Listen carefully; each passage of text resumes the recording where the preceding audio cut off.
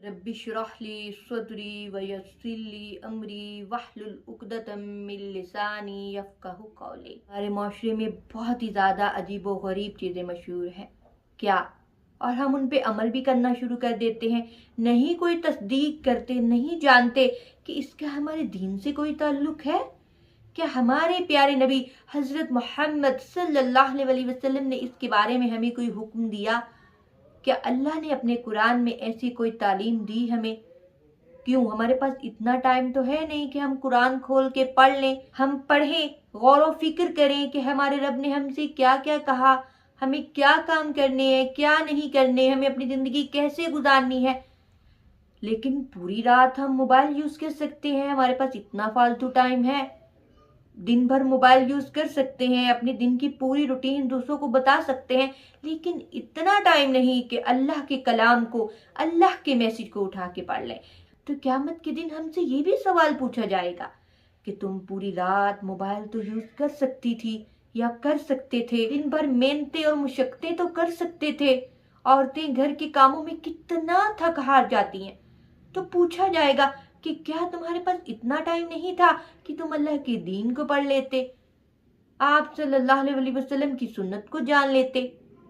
तो अपनी ज़िंदगी में इतना टाइम निकालें कि आप पढ़ें। तो हमारे माशरे में बहुत सी अजीब व गरीब चीज़ें मशहूर हैं क्या, कि जानिमाज़ के कोने को फोल्ड नहीं करना, शैतान आकर नमाज पढ़ लेता है, ये तो बहुत ही आम बात है। और अगर शैतान ने नमाज पढ़नी होती तो वो सजदे से इनकार क्यों करता? आप अपनी अकल से ये सवाल करें कि उसने सजदे से इनकार क्यों किया अगर उसने नमाज ही पढ़नी थी। हाँ, अगर वो नमाज पे लग जाए तो फिर आपको शैतानी वसवसे कौन दिलाता है? फिर तो सब कुछ ठीक हो जाए, दुनिया में कोई शैतानी काम ही ना रहे। पर बहुत सारे लोग ये कहते हैं कि कुरान पाक को खुला मत छोड़े, शैतान पढ़ता है, और अगर शैतान कुरान पाक ही पढ़ ले तो उसको तो हदायत मिल जाएगी, ये एक अच्छी राह, फिर आपको कोई बहकाने वाला ही नहीं रहेगा। तो ये सब फजूल बातें हैं, हमारे दीन का इसके साथ कोई ताल्लुक नहीं। आप जानिमाज को अगर फोल्ड कहते हैं तो भी कोई गुनाह नहीं, और अगर नहीं करते तो भी कोई गुनाह नहीं। उसके बाद एक बहन का सवाल कि क्या जानिमाज पे इस्त्री कर सकते हैं? मैंने सुना है कि फरिश्ते जल जाते हैं। अल्लाहु अकबर, ये कितना बेवकूफ़ाना सवाल है।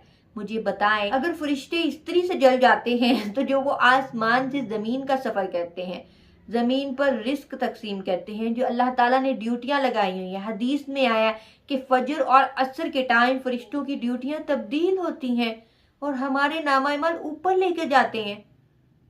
तो जो सूरज इतना करीब होता है तब वो नहीं जलते और इस्त्री से जल जाएंगे।